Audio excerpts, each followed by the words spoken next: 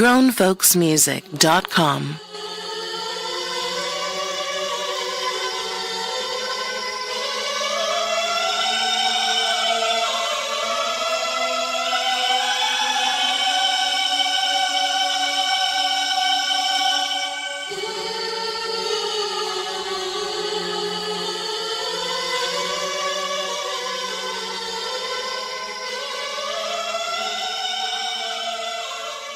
Well, what's happening, ladies and gentlemen? We are once again opening the microphones. You have your Loveman and DJKKC, and we are just so excited to be here for yet another episode of Inside the Album. And this is just been a great year for us. 1988 has been a big focus for us, not only because we're 30 years out, but also because it was such a seminal year in music, and particularly R&B music. We're doing a series this entire year entitled Bringing 88 Back, where we talk about the fact that you can look at 1988 on the calendar and see the artists who were really starting to get a lot of shine, and they were all quite young, as opposed to the I guess you could say through the late 70s and on the majority of the 80s, where the artists at the top of the charts, especially in the R&B world, were seasoned. They weren't old, but they were definitely mature, and their content was more of a mature and adult nature. No, not that type, but more of a mature sound. So so this whole youth movement, and so today we are going to focus on an album and an artist that. What they talk about KKC all the time in was it music and in I guess maybe other art forms and sports, the sophomore jinx. No, he was not a victim of that. If anything, I think he benefited from I was just speaking about this with another artist. He benefited from a time at labels where they were willing to stick with you a little bit for a few albums and let you mature and work it out. And this young man definitely benefited from that. So I'll let you introduce the album because we haven't told him who we're talking about yet. We have not. We're building all this anticipation, which I like, which is very cool. But, of course, we are talking about Don't Be Cruel, the album. And, of course, that is from none other than the king of R&B. Is that correct? Do I have that? That's right. King Bobby Brown. I think he has a case. I think he has a case in court for why he may have been at that time the king of R&B. No, I will not deny that at all. And in fact, it's just going to be great to get into this conversation because like I said, it was a real seminal year, but also just to see how this album just, put Bobby Brown on another. He was in another, stratosphere, and we'll talk about that, as well as this is, to me, there's another record we'll talk about that was going on this year, but this record, to me, really solidified the work of L.A. Face and Daryl Simmons. Like, they were doing things that you kind of said, oh, well, who, well, with this, and, I mean, of course, not only those guys, but another gentleman who was making a whole lot of noise in 1988, and that's Teddy Riley. And so, today we'll get into all of that, hopefully, and, just really break down why this album was so special, and what what Bobby Brown brought to our favorite buzzword, the culture, when he brought to the culture during this time period. So, KKC, you want to kick us off with anything? Your thoughts about how you kind of arrived at getting this album in your collection, or did you already have a new edition Bobby Brown button in your sleeve, or what's going on? What? No. Okay. No, okay. I did not have a new edition Bobby Brown. Shout out to LL. No doubt. No, I didn't. I was more of a pop kind of girl from about 83 up until this time. So I was heavy into Duran Duran, Tears for Fears, Boy George and the Culture Club, Wham, and subsequently George Michael and Mr. and I had seen NXS, and so I was more of a pop girl and not really listening to. I was listening to pop radio. I wasn't really listening to R&B radio as much. Yeah. I feel like the most connection I had to R&B music was, somewhat in the car around my mother, and then with skating in 8th grade, that type of thing. So going places, where R&B was still played, and then also still watching local television in Detroit, show called The Scene, which became the new dance show. So staying in touch with R&B, like in that way. Oh yeah. And then the two artists, the two biggest R&B artists that you could still keep up with on pop radio were Prince and Michael Jackson. So I was very much a pop girl, but I will say 88 is the year that brought me back to R&B. Even though I still was familiar with, I still heard Whitney Houston and Luther Vandross and Regina Bell and Patti LaBelle and Stephanie Mills. I still knew all those songs. We had those albums. That's not what I'm saying. It's just that for a period in my teens, I really, really was into pop. Well, and not to cut you off, I want you to finish that thought, but you said something really important there. You said in your teens, but please finish your thought.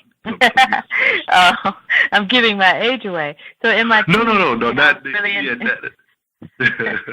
but it brought me back. Well, I kind of see where you're going with that. But so it brought me. 88 was the year that brought me back to R&B because of Don't Be Cruel, because of Any Heartbreak, because of In Effect Mode, because of Guy. Those, what did I say, 4 albums or so? Mm-hmm. That's what brought me back to R&B, because it was all over Video Soul, and it was all over the radio. It just brought me back. I don't know where I heard it, but it just brought me back, and I just remember hearing like Bobby Brown. I was a New Edition fan, but casually. I really enjoyed. My favorite New Edition song up until Any Heartbreak was probably Lost in Love. I just like that. I like that song, but I didn't have the posters. I didn't go to their concerts. I just a casual Any fan. And I didn't have a favorite, like which one is your favorite? Which one is your boyfriend? I didn't have that. I had favorites and, Duran Duran. And that's not to say I didn't like New Edition, but this music, because I was in my teens, and as you stated, because these artists were younger, it was just something that resonated with young people. And I guess I knew Bobby Brown was in New Edition, but I hadn't really been paying attention to that. And I guess I figured out that he had gone solo, but I hadn't been following them. But it came out, and I was just like, when Don't Be Cruel came out, that song goes hard. Like, it still goes hard.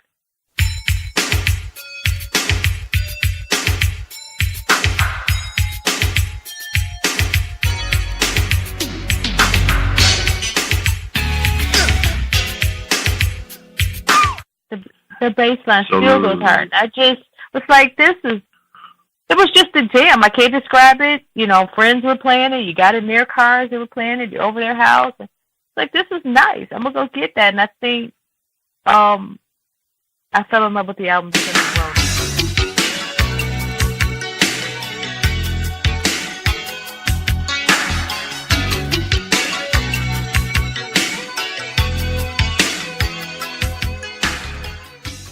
Okay. Well, you know we have to get to. Well, we're gonna get to just about everything. Yeah. but we definitely have to get to Roni. And I had the cassette to answer your question. I had. Without a doubt. Without a doubt, it was white with black letters at the MCA. Mm-hmm. Yeah. Oh yeah. You had to have. I mean, and for folks who are listening, it was, you know, the cassettes were usually. I mean, most of us who's listening are going to know this. But, I mean, they were usually either white, black, clear, and then every now and then somebody would try to get fancy, and maybe they'd have some kind of color. Right. Or sometimes yellow or gold. Yeah, sometimes they were yellow or green. Sometimes yellow, But, For the most part, they were black or clear. Right. White or clear, exactly. Right. I think this one was white, Yeah, it was. I can still see it, and of course, I can see that the iconic cover with Bobby rocking the double-breasted joint with the mock turtle. Well, it's not. I guess it was a full turtleneck. That whole Miami Vice influence. Yeah, that was that Miami Vice influence. The suit is fly. And that's what I remember looking at it like. He looked attractive on that album cover. Like, I just don't remember checking for them. And then I was just like, hey, he looks nice. Like, the whole thing it was nice. And I mean, the you know, font, I guess, is what you would call it. I mean, it's a font, obviously, but how his name is, you know, this, like, really neat script. And the name, you know, is huge, and then you have "Don't Be Cruel." You know, it's subtly stated that that's the title of the record. I mean, sometimes the title is huge and the artist's name is small, but this one, right? It's almost like a reintroduction of Bobby Brown, if you know what I mean. You know what I mean? Like, they were like, I mean, okay, I'll put it in 2018 terms. It's like "Don't Be Cruel" is the record, but it looks like they were doing some Bobby Brown branding, so to speak, you know. And it wasn't bad boy branding. I think I'm looking now at the single. The single he's got on leather and sunglasses, and so you kind of get that kind of bad boy image. But I think you get more of a sophisticated gentleman vibe, you know, in front of this granite wall or whatever he's in front of. You know, like you said, with the double-breasted joint, it looks nice. It looks expensive. He's got on a watch. You know, pocket square. I think they were just giving us more like, okay, this is Bobby Brown, and he's a grown man. And if you notice, they did the exact same thing with N.E. Put them all in suits on the cover. Oh, they were clean. The brothers was clean, straight up. You know, and that's okay. So let's get into it. Okay, I had to pause there. 1988, and obviously, I'm very proud, very, very, very proud to be a member of the class, high school, a member of the class. I had to make that distinction there. Class of 88. That was my high school graduating year, and all this was happening at that time. The reason I paused was because when, just in talking about the, Any Heartbreak cover and Bobby Brown, and I just thought about what it meant to be a young man in 1988.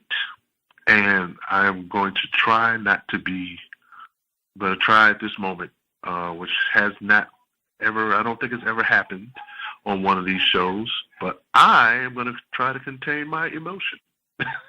Yes, I'm a very calm person, speaking wise. I give off, just kind of laid back, which I am. But I'm just thinking about just that moment in time for myself and many young men who were really fortunate that we could come into contact with men who were from another generation who really, really, really, really mentored us and guided us about dress. Yes. And presentation. I knew where you were going with that, and that is so true. Like, they were young, and this album presented a young style, a young sound, but he was still presented on the cover, like, even though the stage outfits were different, even though he took off his shirt and different things, but on the cover, it was just like, this is a young gentleman. Like that, and I think that was done on purpose. Like, when you see this, you don't see Project, Boston Project, you don't see any of that. You see a young gentleman on the cover, and I think that's as it should be. I mean, I don't know. Yeah, something about that time where you wanted to, when you got 18, you wanted to dress like a man, you wanted to dress like a woman. Yeah, and sharp. Yeah, and you just KKC, you really punched the button now. And I'm going to say this, and you know what? Everyone who has a problem with what I'm about to say is fine, because we're just doing a podcast, and when you're listening, it's just the internet. So if you have an opposing view, please bring that, and we can chop it up. But what you just jogged in my memory was that you said, you talked about being, sharp and, dressing like a, a man, or making that, making the transition from boys to men. Right. Young lady to woman. This was still the era, and I know you can attest to this, KKC. This was still the era that when you went to college, there was a real delineation between dressing for college and what you did in high school. Mm-hmm. And in fact, when you went on a campus, you could tell the people who went to school as opposed to people who was just flowing through, looking at the people who was going to school. Now, I'm not playing respectability politics. That's not what I was saying. But what I am saying is, nowadays, and I work on a college campus, you can't, and I'm not saying this is a bad thing, but you can't tell the difference. There's no,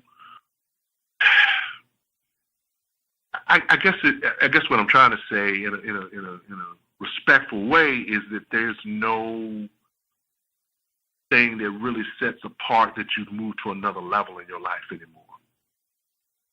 Bingo. That's what it is. That's it right there. Yeah. Because even when you got to college, I remember feeling like, I got to get some new clothes.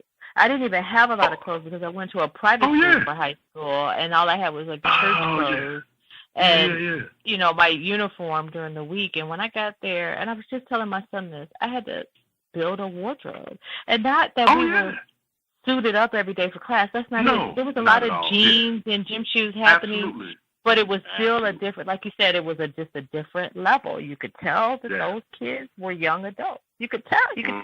And then when it was time for the parties, people dressed like we dressed. Yeah. And so, I just think that sometimes I know when we do these shows, sometimes I'm like, oh man, do we go on a tangent? Do we do this? No, all of this is important, because here's what happens a lot of times on the internet. You have a lot of people who, espouse their knowledge and they talk about certain things, and then of course many of them, will just deal with the aspects of the music, which we're going to get into, and we will get into, deep, but because either they weren't there or they weren't part of a particular culture, they're not going to be able to give you the insight as to what these things really mean or meant. Like, oh, it's just Bobby Brown in a suit. No, that was part of No, that's branding. That's how that worked then. I remember being, I played, sports in school, and, it was time for a away game. I played from 8th grade up through 11th grade. Away game, the rule is you put on the tie. You're going to represent your school, you put on the tie. Well, because I was my father's child, and because he raised me, and because of the way he got down, I went to school in a suit. Right. Everybody, all those years I played ball, they knew when we had an away game, because I'm coming in there clean. And even the coaches would say sometimes, it was me and my best friend, we were always coming in. Both of us always had suits on. They were like, man, y'all dress better than we do.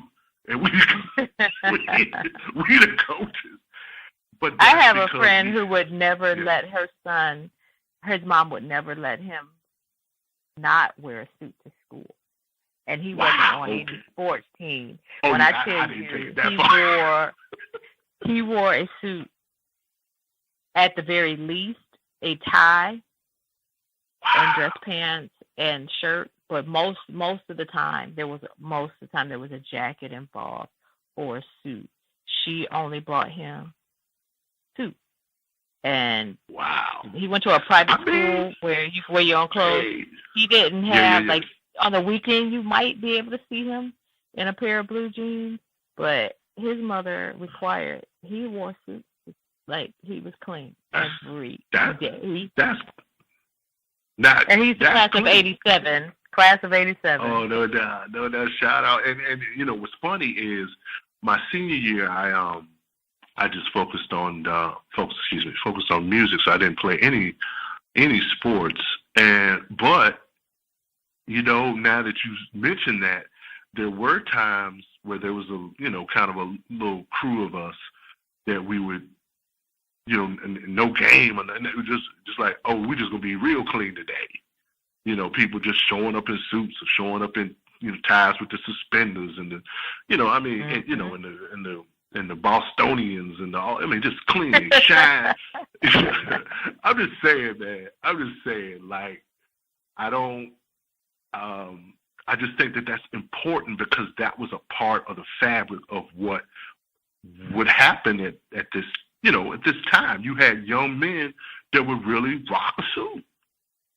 Like, this, and I mean, and like I said, that's because you're talking about, young men at that time. Think about the age of either their fathers or their grandfathers. You know what I mean? I mean, now I had an older father, so his generation he was coming from. My father was much older, so he's coming of age in the late 40s and early 50s. Now think about how the people dressed then.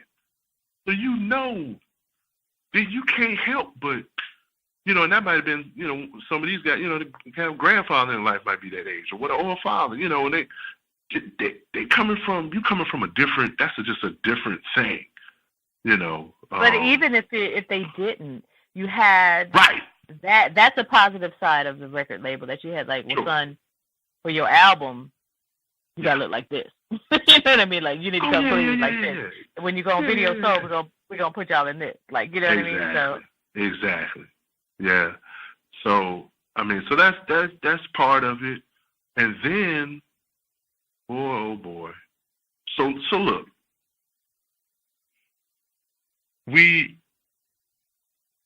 Bobby Brown is coming off of King of Stage, which was released in the fall of '86.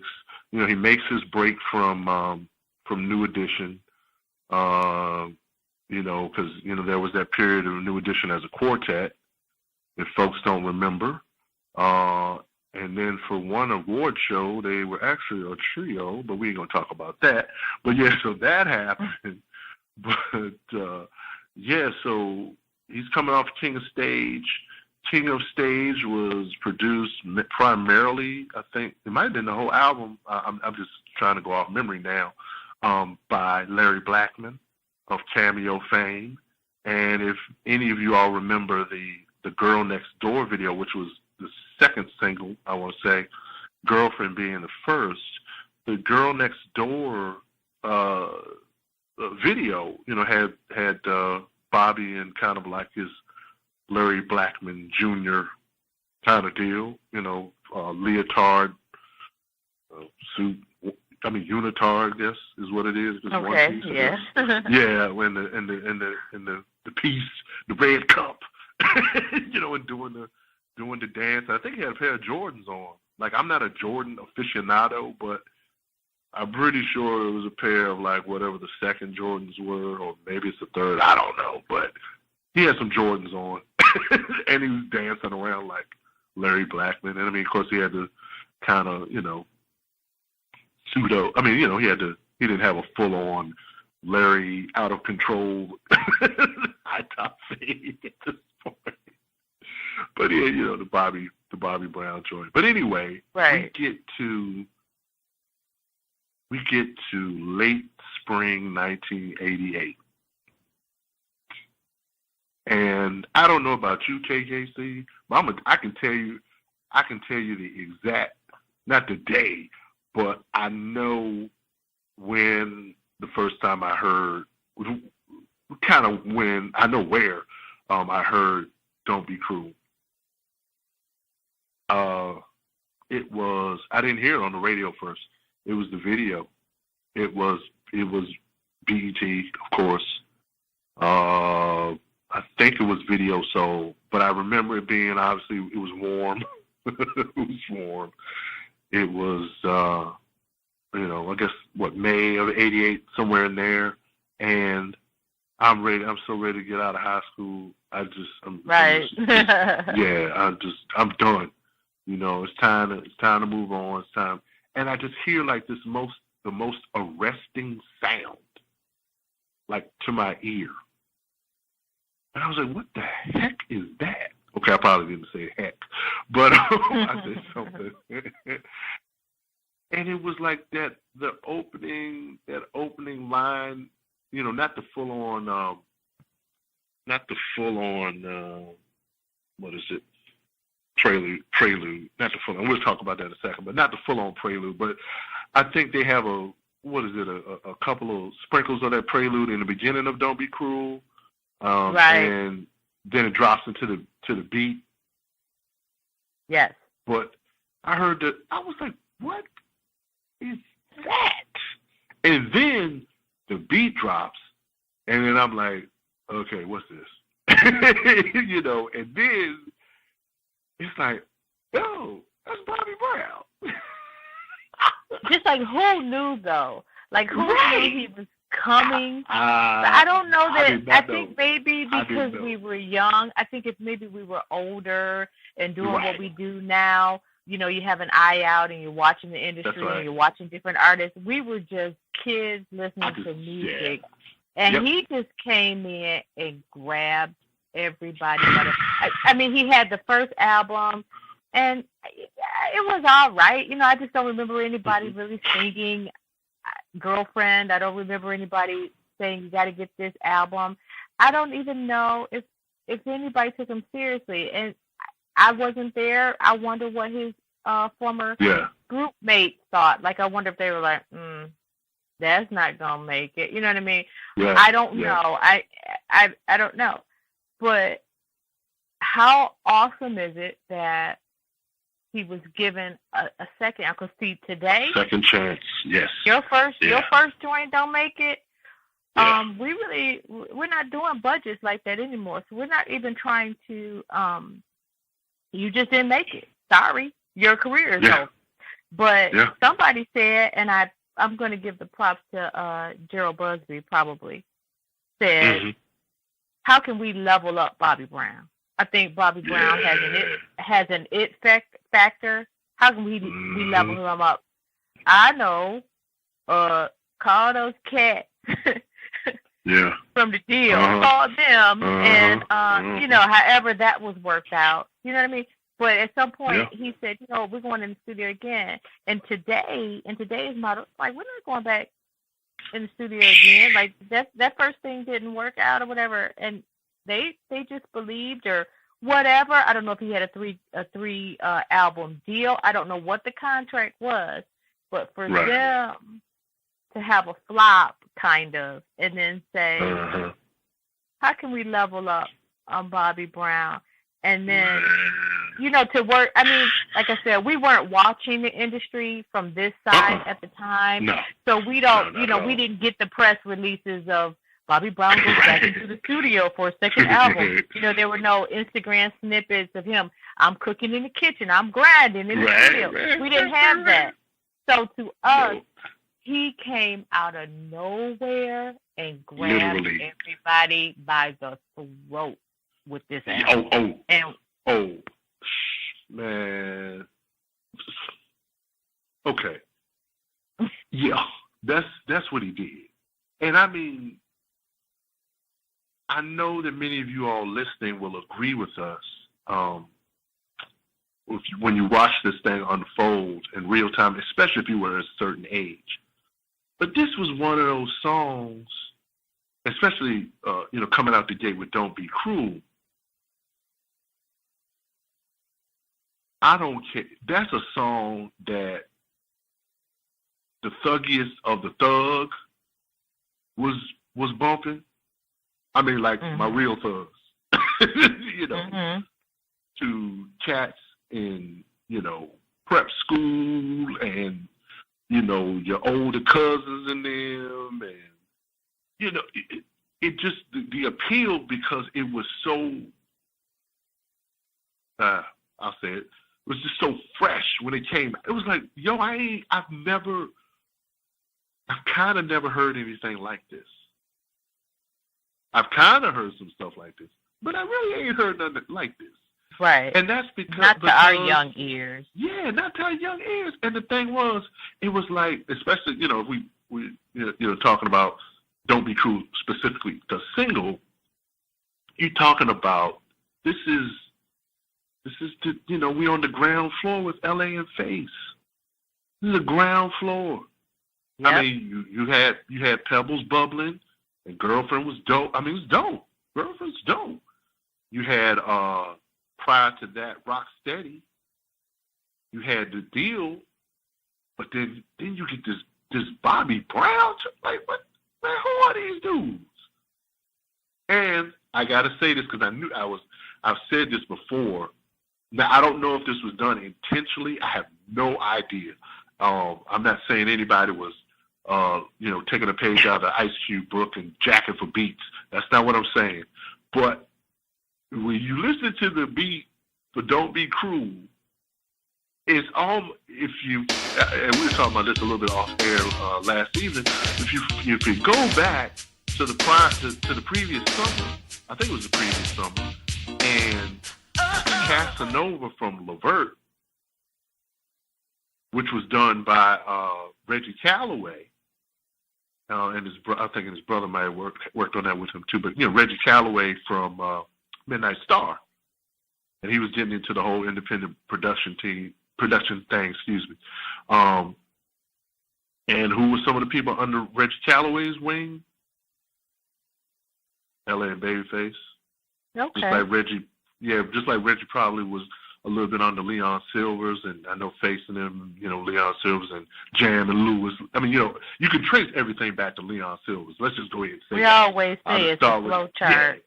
Yeah. You to do the flow chart, it's going to go back to Leon Silvers at some point. But listen to, when you get a chance. Listen to a little bit of Casanova.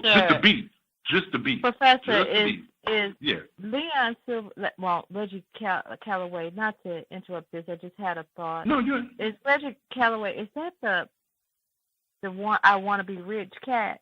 Yes. Yeah, absolutely. Okay. Yeah. Okay. Okay. Who wrote?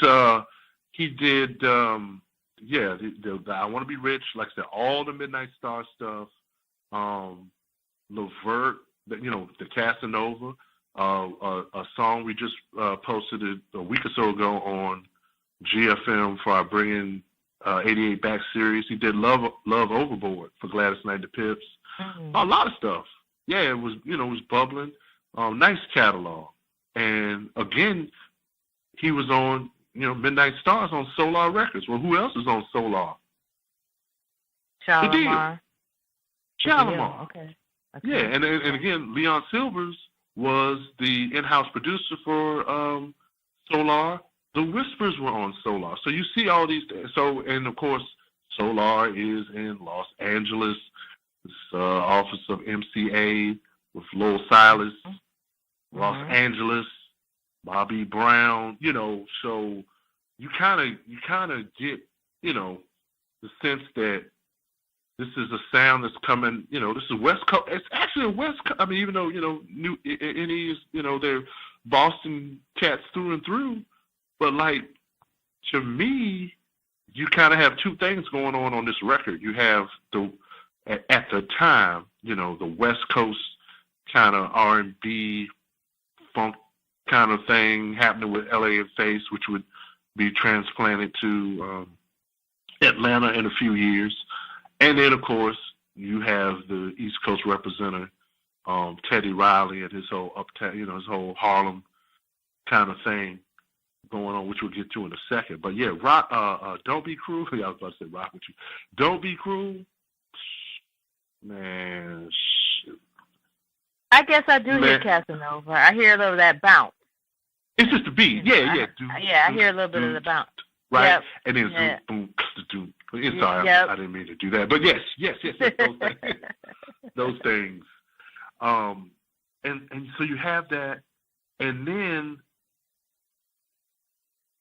people always talk about, and you have to give these guys their due because they were the ones who really perfected it, and they did it. The Jay-Z's of the world, and the Bigs, and a couple of other people.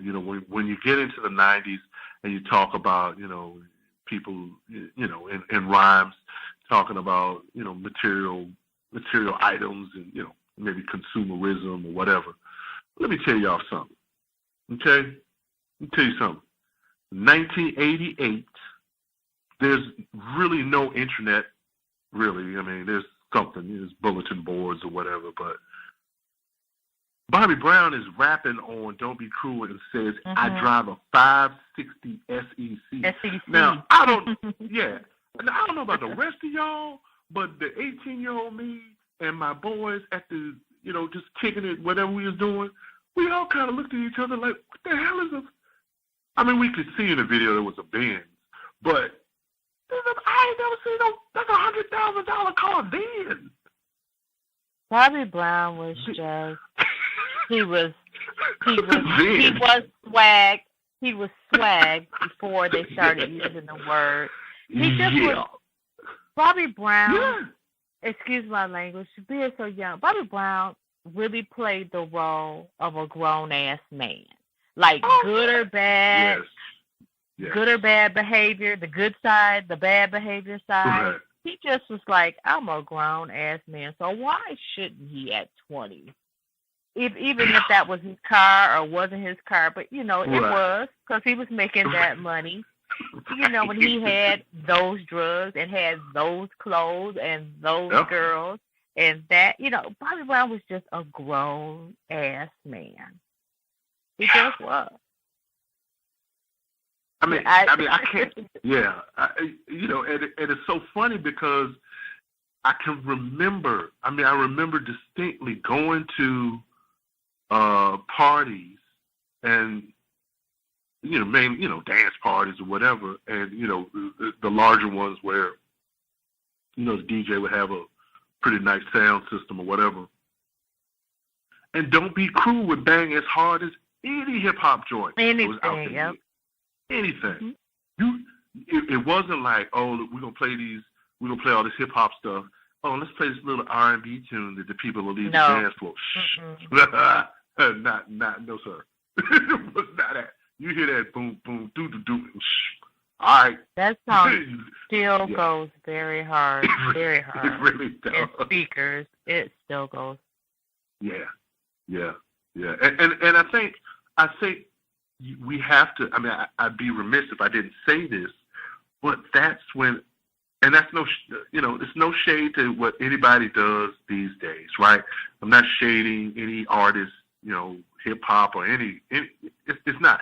But that was still when hip hop and even R&B to a certain extent. I mean, especially this young R&B. That's when it was still music of the street. Now I know everybody talk about, oh well, it's the streets and no, I'm talking about literally. Like you're not gonna hear this. I mean, you eventually, of course, this being something that became a monster record, and you heard it everywhere. But when it was first coming out, B, this was the streets. Like only the cool kids knew when it first dropped, and I'm gonna tell you why. Because I remember having the album, and months went by. I was in college, and then all of a sudden I saw people buying the album, and it was like they was getting it like it was brand new. And I was like, man, where y'all been? I had this about 5 months. Well, what had happened was, by the time we got to, and I don't want to get ahead of myself, but by the time actually that's the second single, I mean, the second track. By the time we get to My Prerogative,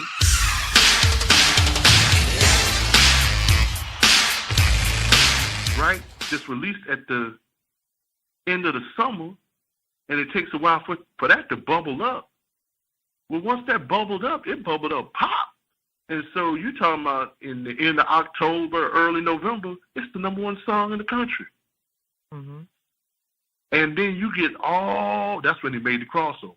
And then you get all these people, and I just saying that to just illustrate my point about it's like the streets had it, and we was, months and months before anybody else kind of picked up on it. And that's kind of, again, as we do in these shows, different time. But, I just remember at some level that feeling kind of special. It's like, well, we had this thing. Y'all don't know about this. This is dope. This is dope over here. Y'all don't know about this. Y'all go listen to whatever y'all listen to. But this Bobby Brown, and that's what everybody would say. I don't know about you, KKC, but people would just walk up to you, and we just having conversations. It's like, yo, you heard that Bobby Brown? And people would just be like the most random. Oh yeah. They wouldn't even say "Don't be cruel." They would say, right, just have you heard that Bobby Brown? Oh yes, because everybody just was like, who knew Bob was coming?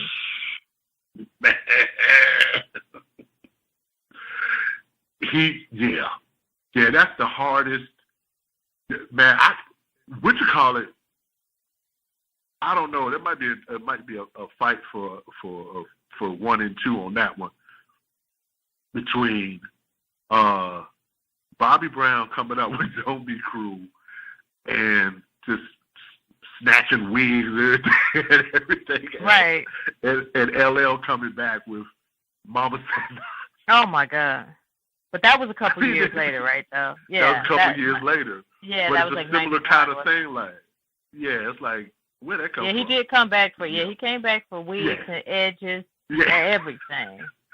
Mustaches. He came back for everything and snatched it up.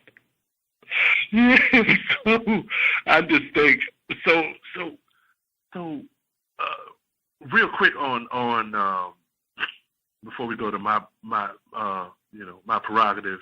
That's right, Ted. Album wise, I did have a note that I wanted to say something about this. Album wise, you have the Cruel Prelude, which is just, and we have the reprise at the end, so it's bookended by this just hauntingly beautiful.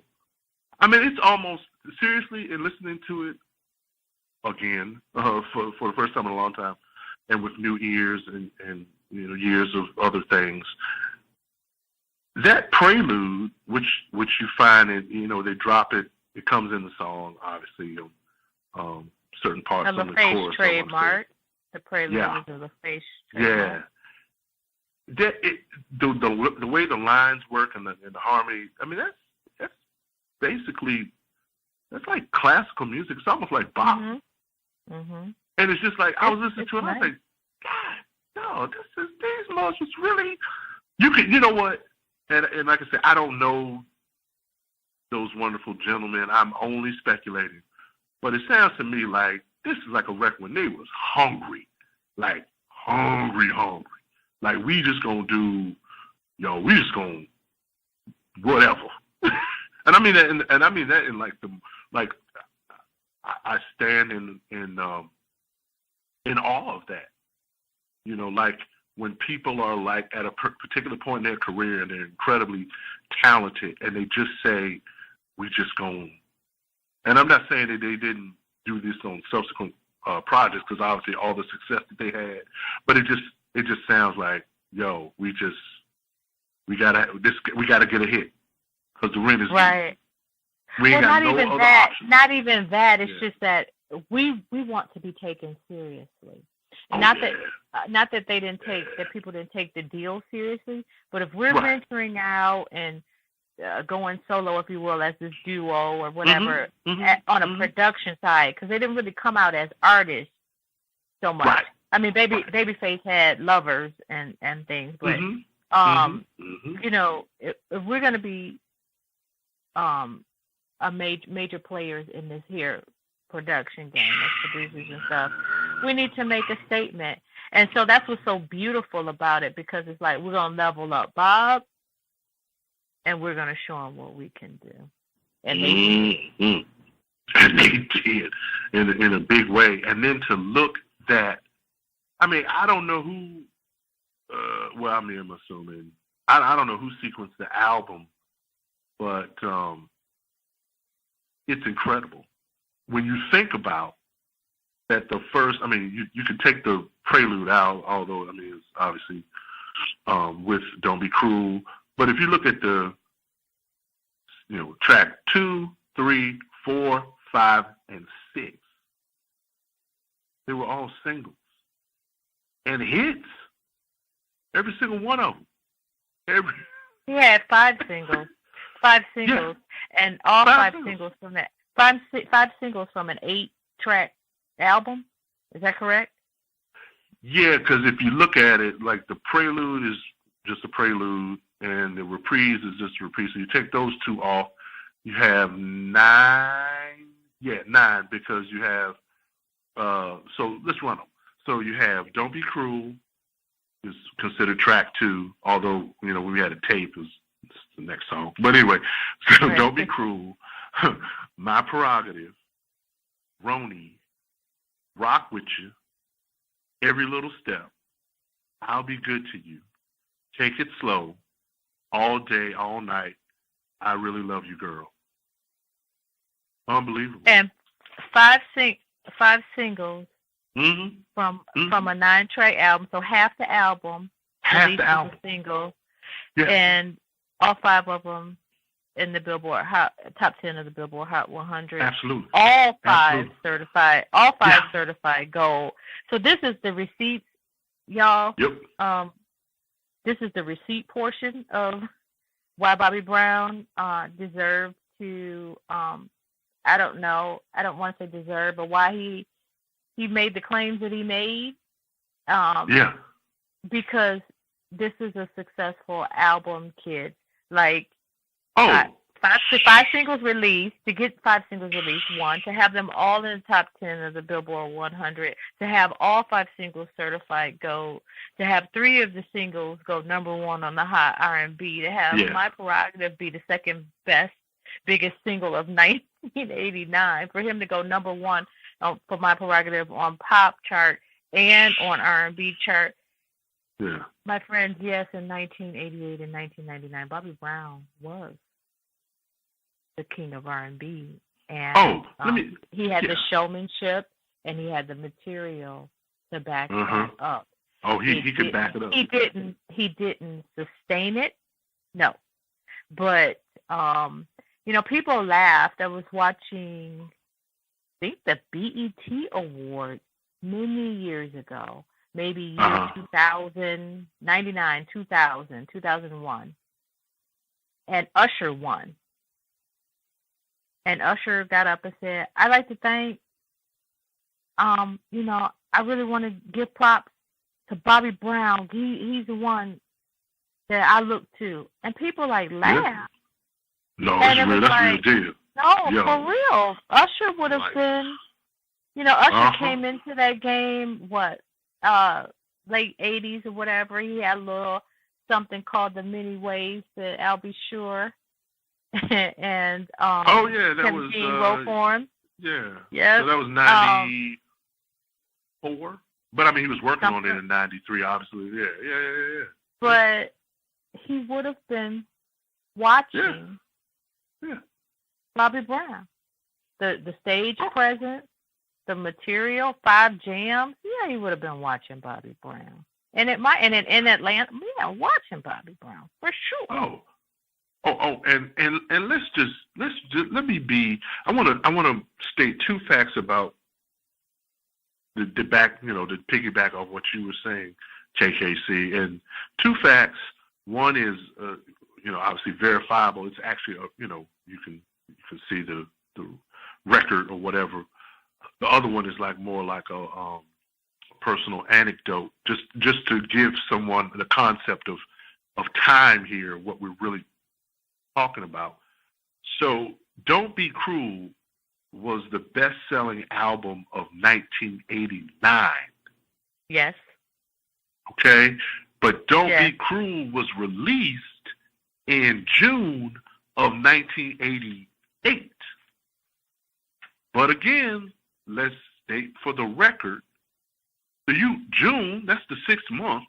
So you got all the way to the next year. And then you say the next year of 89, this album is the best-selling album in the United States, #1 on the Billboard charts, 1989. Now, so that's something verified. You can look at that and say, wow, okay, that's pretty darn amazing considering when it was released. For me, this is how crazy this is, this album, right? And how long it was with me in my life at that particular time. And it talks about his influence, and it directly relates to someone of Usher's age being so influenced by Bob. May, June of 88, I'm getting ready to get out of high school, like I said before, graduated high school, whatever. I go to college. I finished 1 year of college. I'm back. It's the 2nd year of college.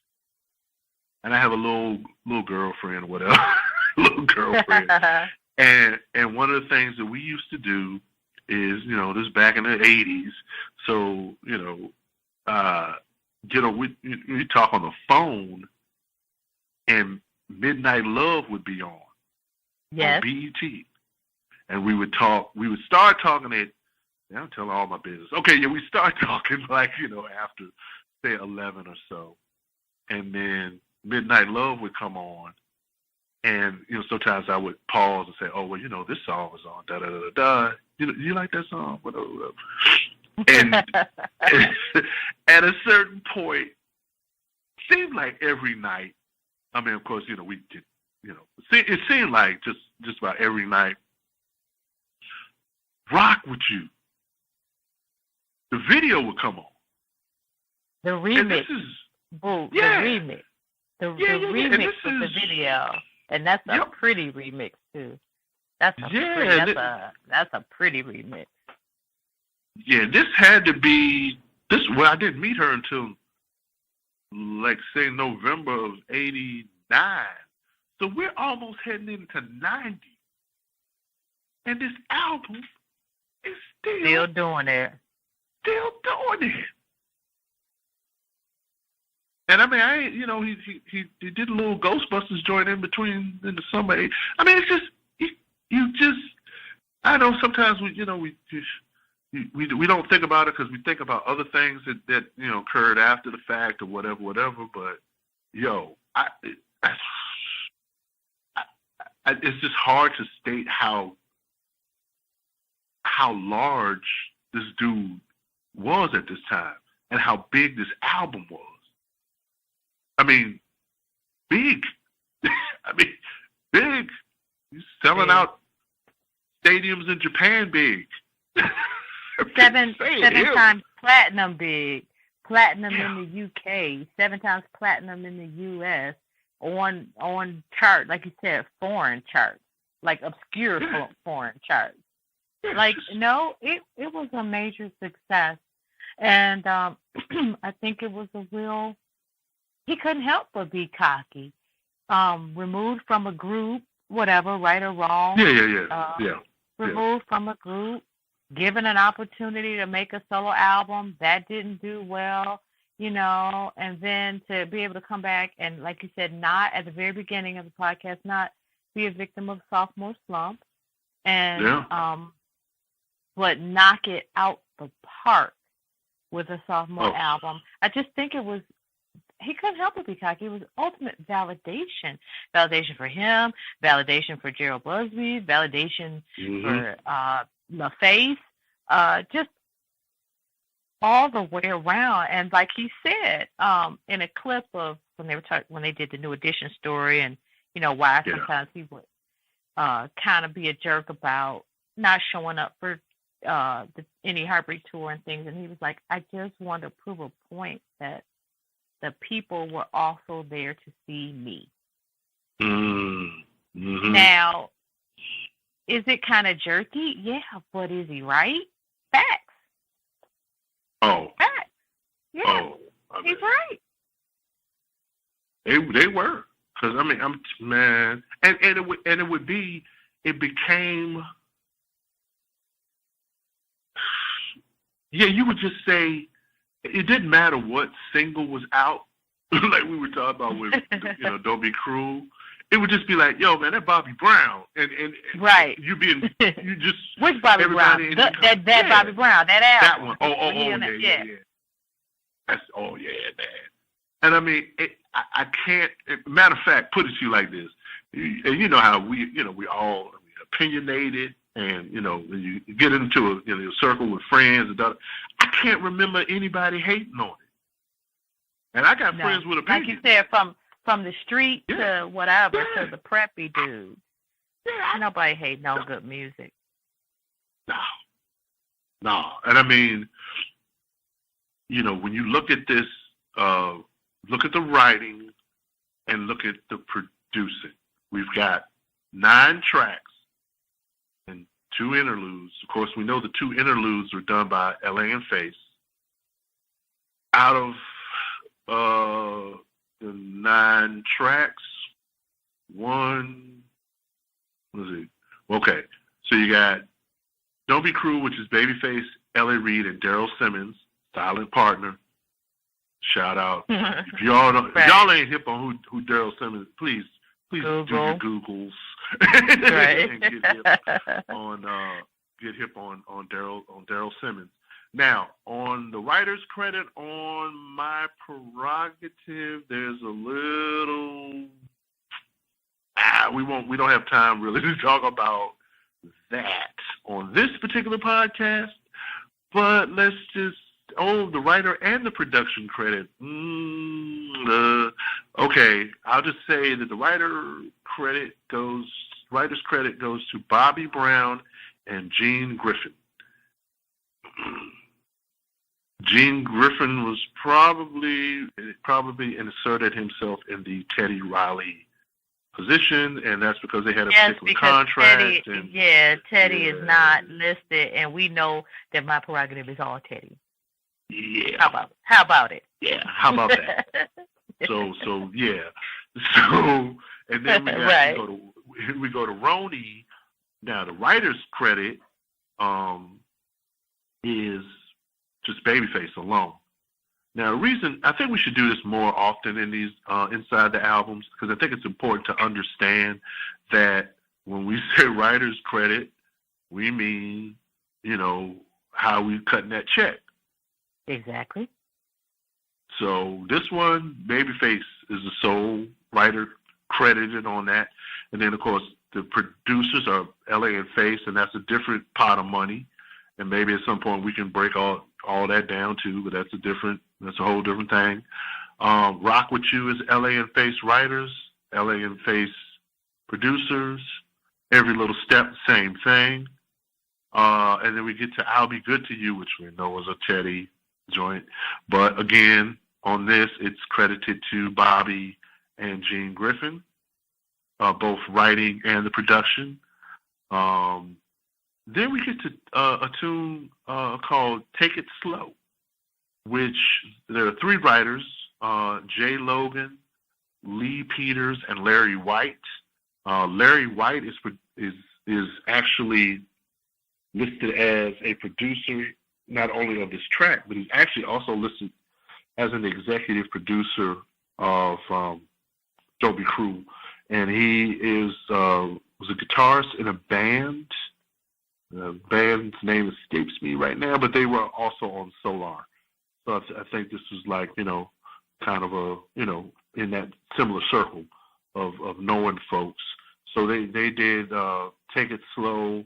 All Day, All Night is a Larry White production as well. He's producer credit, but can I say something about those two songs? Yeah, sure, please. Yeah, you know what I noticed? All the other tracks take us to where R&B is going, because when you deal with the very late 80s and the early 90s, especially the early 90s from 1990 to 1995, Babyface, Loveface was not just on the radio, they were the radio. They were the sound of R&B. And so Don't Be Cruel, the album, is the introduction to the sound that's getting ready to dominate the airwaves, because every artist is going to want to work with them, in addition to their own stable of stellar artists that they're about to cultivate. Now, and then you have the two tracks from Teddy Riley, which definitely is introducing you to the sound, the other sound that was the radio. Because if you didn't have DJ Screen sound, you had a very melodic, chord progressive Babyface, LaFace sound. But I felt like I Take It Slow and All Day, All Night. I felt like they were going in reverse.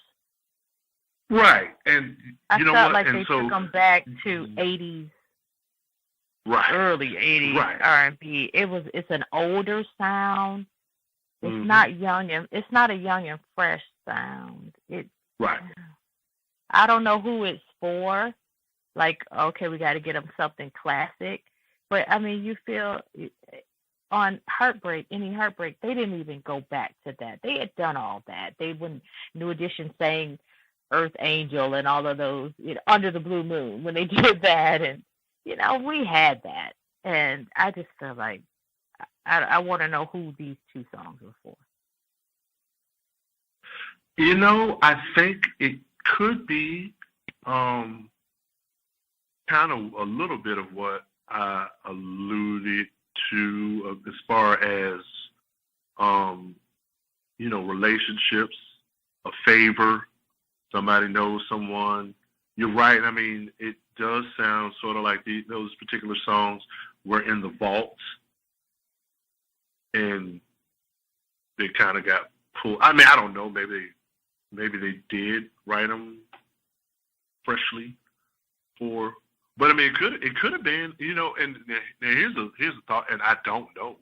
I'm really, again, just on the speculation train. If anyone out there has the actual info, you please let us know. But it could be that, maybe at this time, maybe Larry White had more juice than LA and Face. Who knows? Mm-hmm. You know what I'm saying? Like, and because this record was recorded in 87 to to 88, it could have been that. Those might have been some of the first ones recorded. I don't know. Right. I don't know because I didn't see the work orders, but it could be that they were starting. You know what I'm saying? And what time in 87? I don't know. It just says 87. I mean, they could have been working on this right after King of Stage was kind of fizzling, winding down. And it could have been like they did these joints, and then Muzz was looking at each other like, yo, we gotta come with something. I mean, I don't know. I'm just speculating, but it's possible. It's possible. Like, you know what I'm saying? Like, maybe they did them and the contracts were written and they were placed and all this, that, and the third, and then it's like, we need to get some up-to-date stuff. But I don't know. But I agree with you. I do. I'm like, I just feel like they were going back a little bit, and then of course, and I think it makes perfect sense what you were saying about the juice and the seniority in the room, maybe. Yeah. Even though Dale Simmons, L.A. Babyface, had been in the game. Oh, sure. Oh, yeah. But I agree with it. And then it definitely juice over Teddy Riley, like you're saying, why he didn't get his writing credit. But that's okay because he got the sound. He got the the imprint of the sound, the stamp of his sound, and everybody knows. Bruno Mars knows. Bruno Mars told the world on the Grammys. Shout out to Bruno Mars for telling the world on the Grammys. Yeah, these songs, I just realized that the songs that I love are written by Babyface and Teddy Riley. So all he's talking about is Don't Be Cruel album. And that was the first thing I said. That was the first thing that I said when I heard 24 Karat Magic album. This King Bobby Brown. This is vintage prime King Bobby Brown. Especially the riffs and that's what I like. I was like, King Bobby Brown, those are the vocal stylings of King Bobby Brown, and that, finesse, Teddy Riley all day. And just shout out to Bruno for acknowledging that. But yeah, like if you listen to I'll Be Good to You.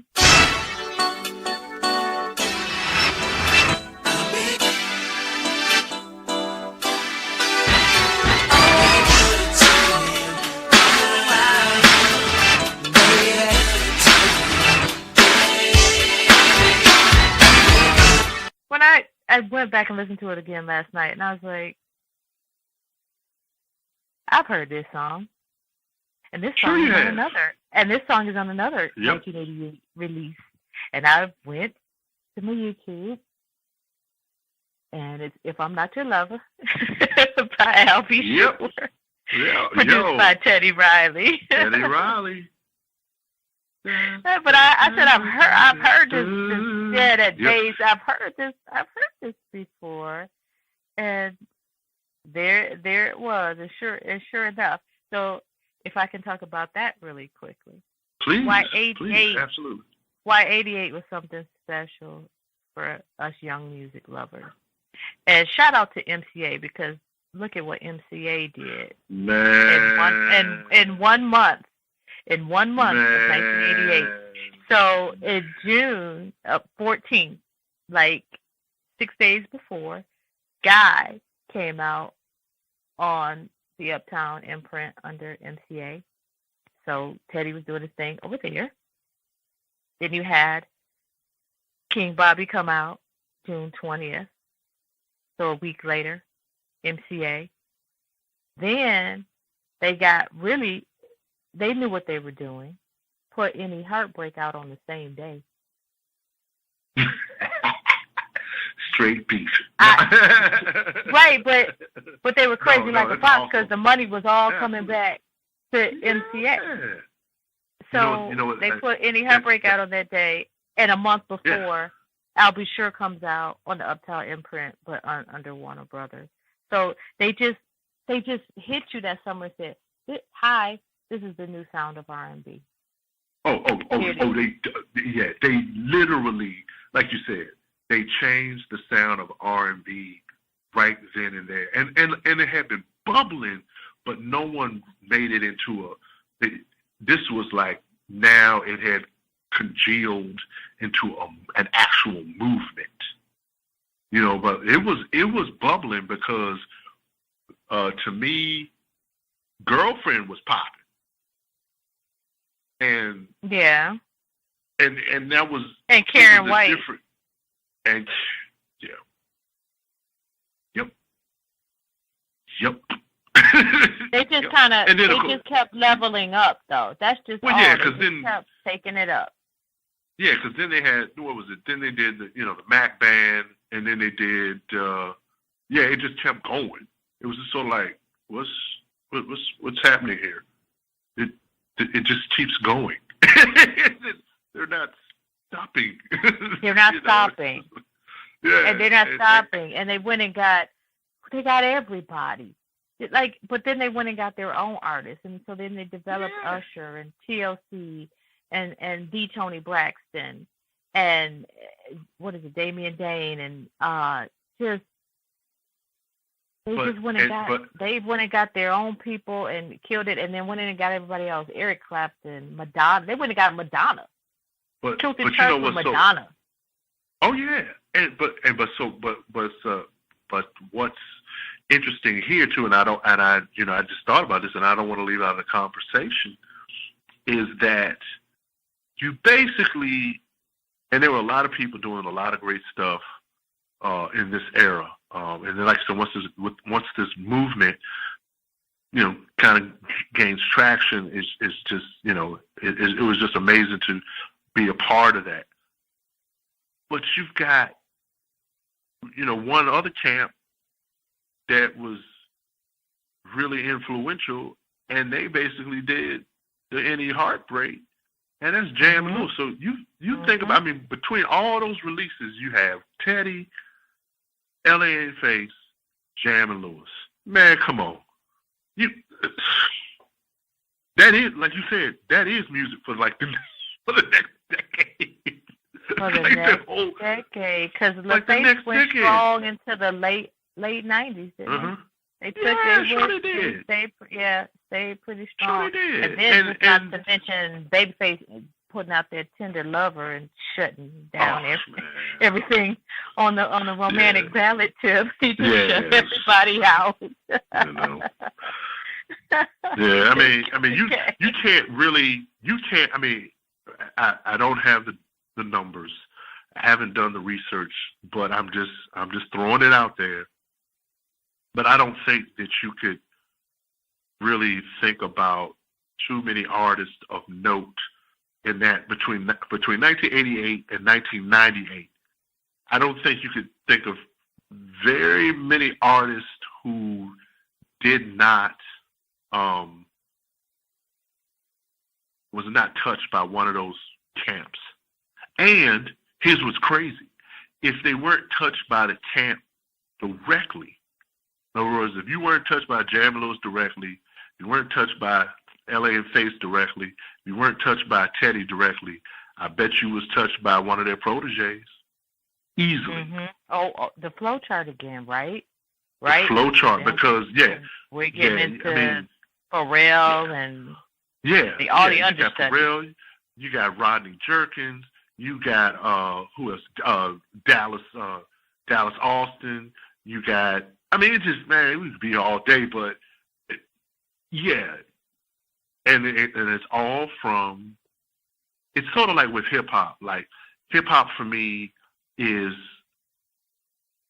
okay, hip hop for me is this. It's like, okay, a record came out and it's the Sugar Hill Gang. That's cute. I like it. Oh, that's great. And then you have like Grandmaster Flash and Furious 5, and then like Planet Rock. Awesome.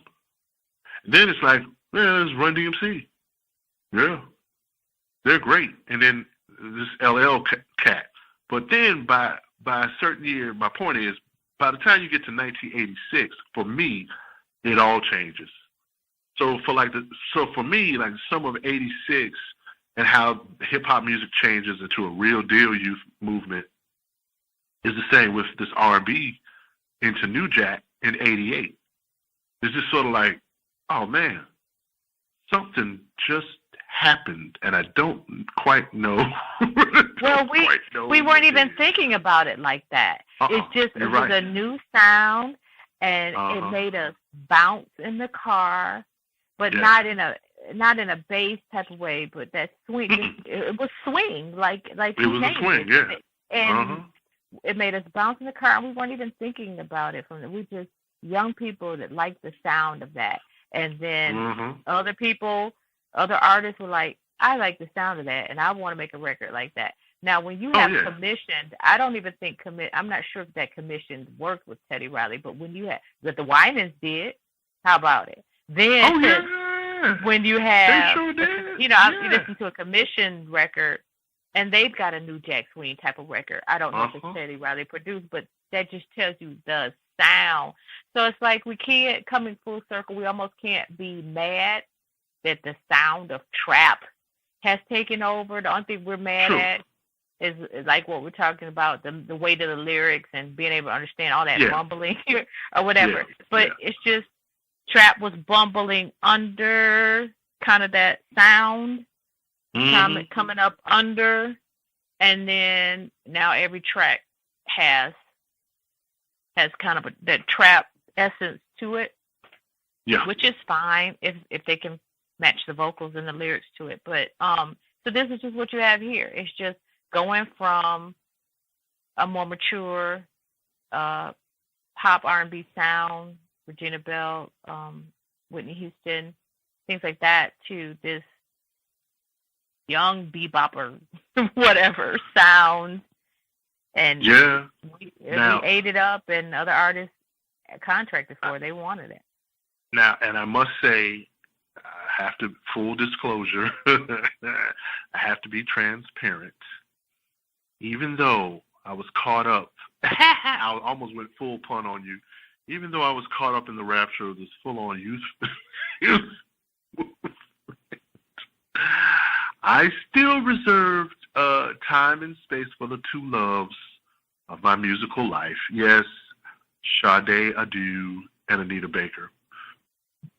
Even though it was still like, that's like adult music.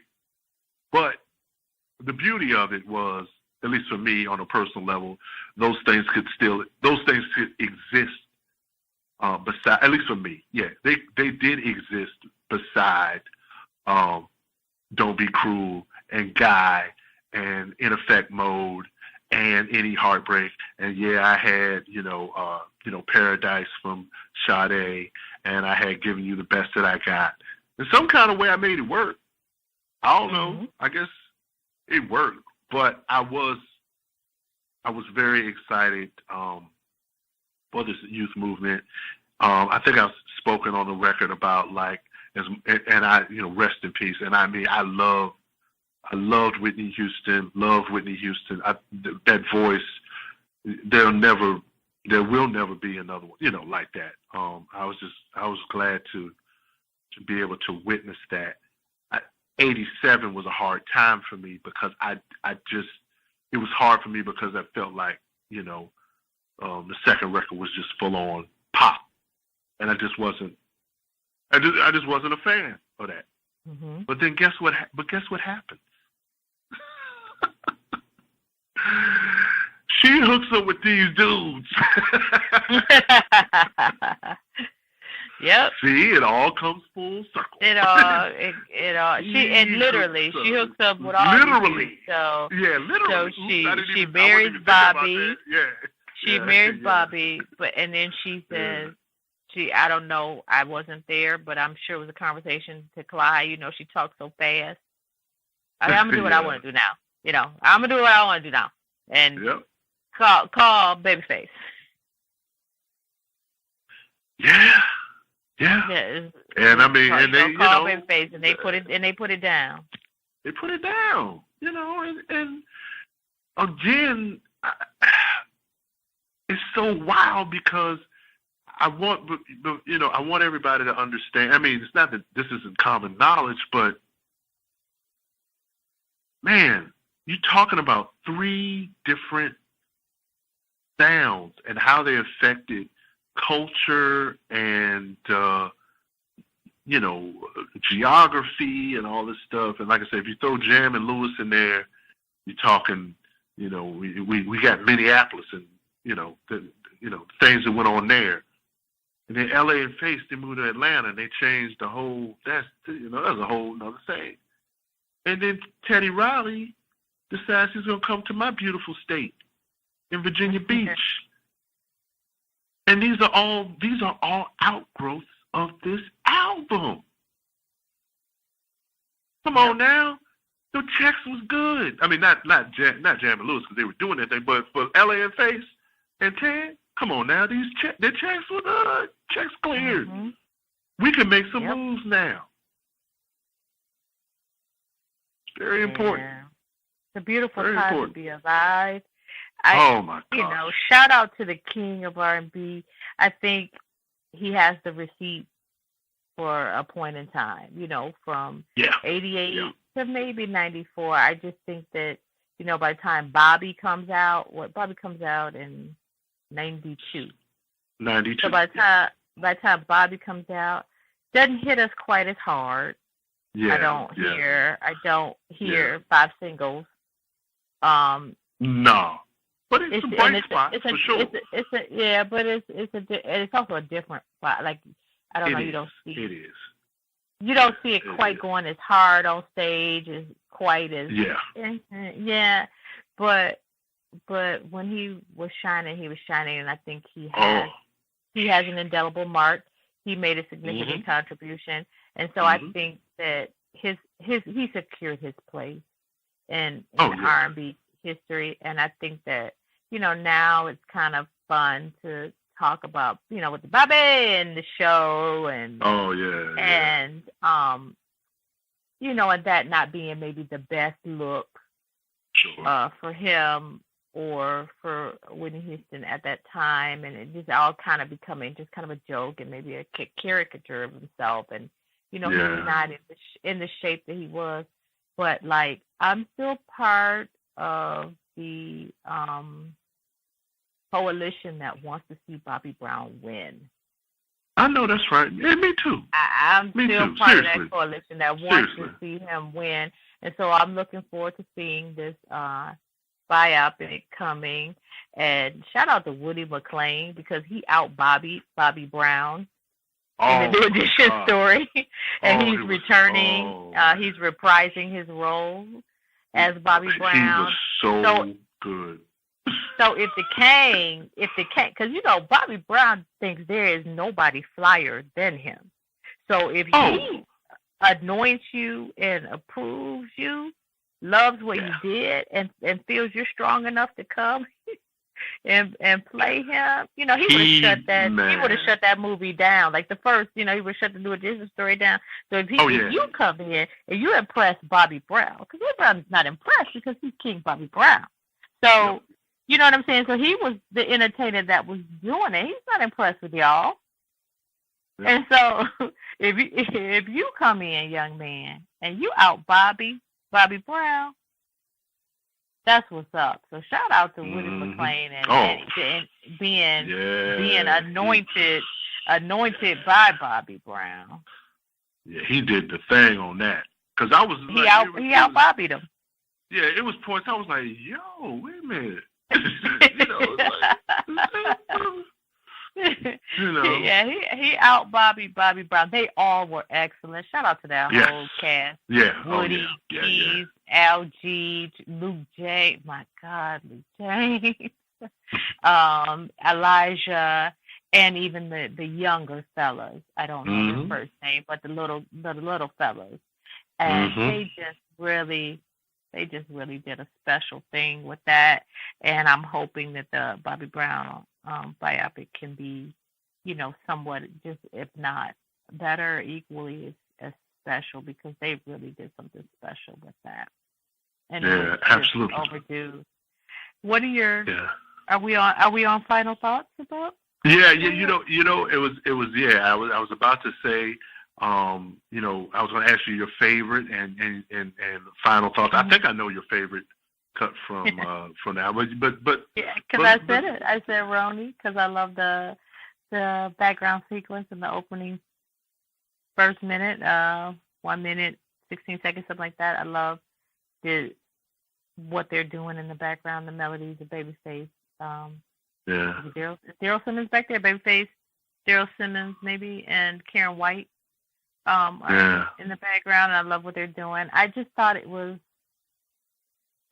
just sounded good. That song just sounds good.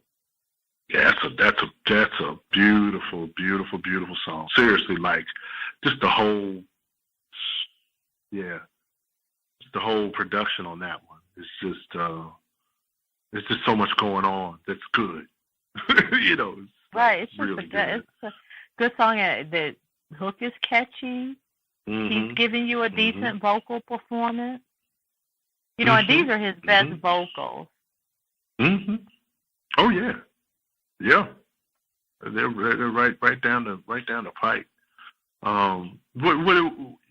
Any final thoughts about the album, or? It's just a good album. It's just R&B. Yeah. You want what is R&B? Put it in a time capsule. What's late '80s not R&B? It's just R&B. Even with the whole, it's dated in the New Jack influence, but I want to say "Don't Be Cruel" is the gift that keeps on giving. My prerogative and "I'll Be Good to You," yeah, they kind of have a period sound to them. Sure. But Ronnie, rock with you. You want some R&B jams? Put them in a time capsule. Yeah, I agree. I would say for me that "Don't Be Cruel" just stayed on repeat for a long.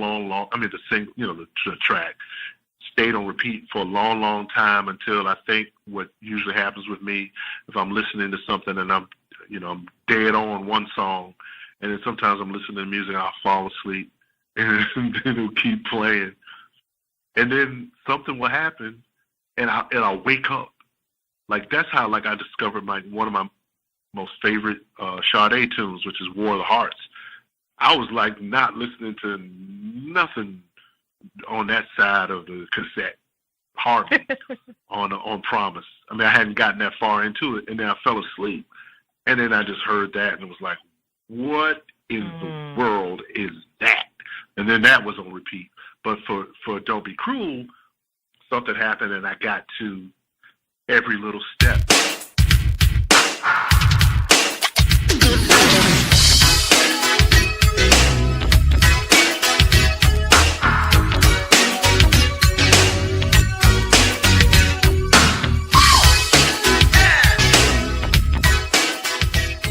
And it just was something about it that, the album, it's just something about it. And I think what it is the whole thing that, and you talked about this, KKC, at the outset, how LA and Face in their arrangements would give you, what do you call them, Easter eggs or whatever? Or give you these eggs, the Fabergé things or whatever. Basically, the hook of the song was in the intro. Right. In many ways. Right. Right. Like that little line. And he's like, oh, hey, wait a minute. It came back. Oh, yeah, I've heard. It's like a way that they just, they just kind of stay the theme and they just reel you in. You just go like, damn, man, these dudes really know how to not only write a song, but arrange a song. Arrange a song. Yeah.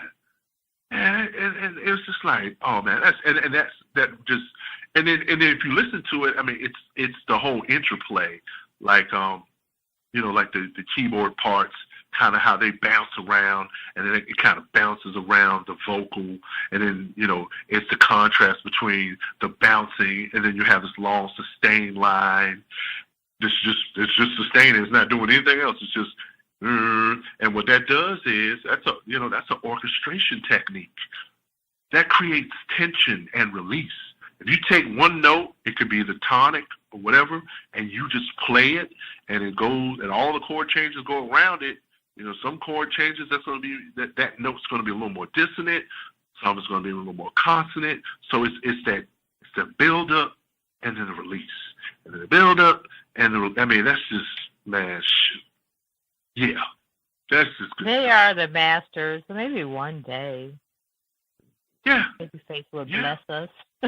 Babyface will bless us and let us talk, because just music makers, just beautiful, and the makers of beautiful music. And maybe it's not in style anymore, and maybe it wouldn't do as well, but how to make a song. Just what they did for Toni Braxton, and the sound that they had, Toni Braxton, she just sounded like silk and butter. And all my gosh, yes. Things that are smooth. Wow, I mean, what they did for that young lady, and then to keep it funky, the TLC, but really all of LaFace has a signature sound. It all sounds the same, but it all sounds good. Mm-hmm. Oh, there's a sound there, yeah. Sounds good, yeah. Mm-hmm. And that middle, those the middle keyboards that they always do. Yep. I'm thinking right now what pops in my head is Fairweather Friends, the middle, middle keyboard melodies that they do in the middle of everything that they do. Oh yeah. And that, a lot of that we miss intros and instrumental breaks and outros and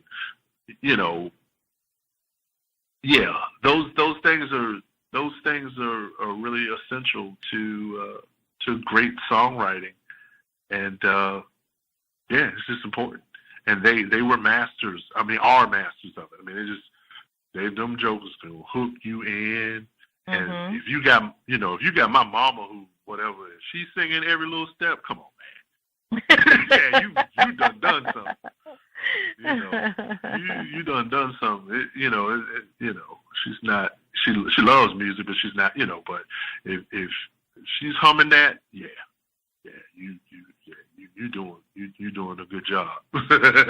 Millions of albums later, hey man, you guys did a good job. Gee, thanks.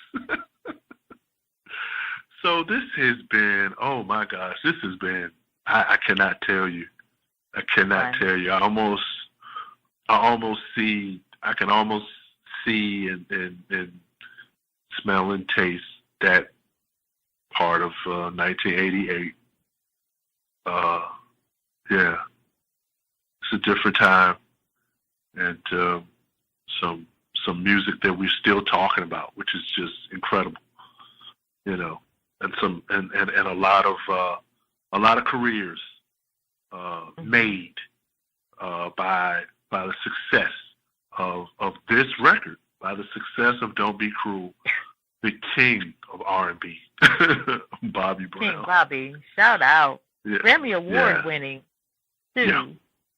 Yeah. King Bobby Brown. Ask somebody, y'all, about Bobby Brown. Don't let this, like I said, it just seems like there's a lot of fun being made and a lot of jokes and okay. Yeah.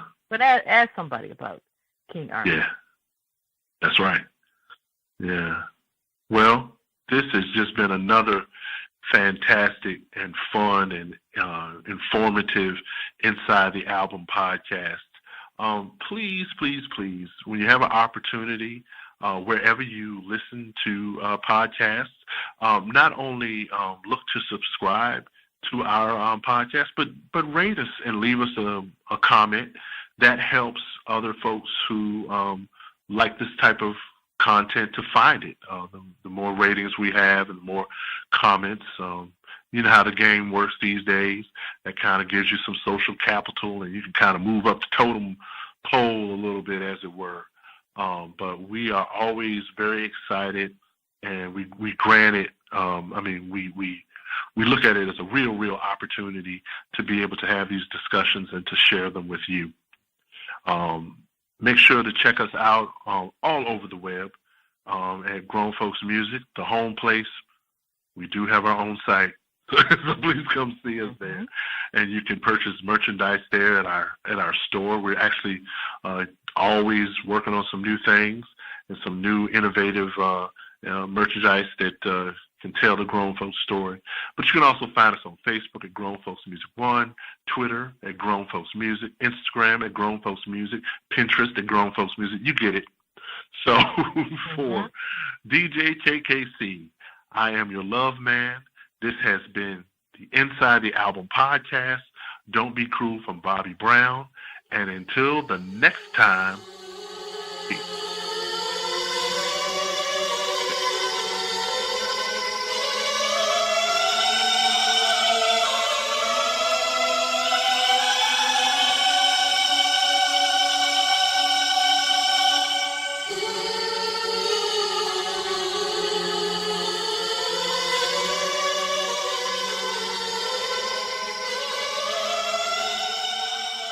GrownFolksMusic.com